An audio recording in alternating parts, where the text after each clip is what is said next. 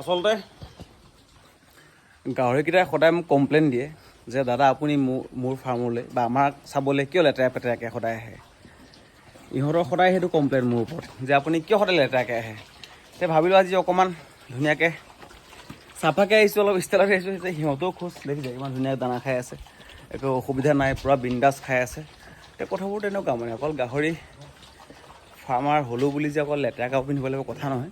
সেইকাৰণে অকণমান মাজে মাজে ভাল কাপোৰ পিন্ধি অলপ ধুনীয়াকৈ সিহঁতক চাবলৈ বিচাৰোঁ।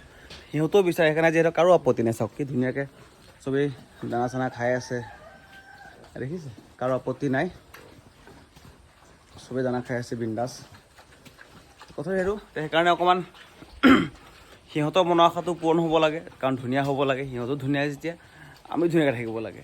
বাকী যি কি নহওক, ধন্যবাদ। জয় অসম।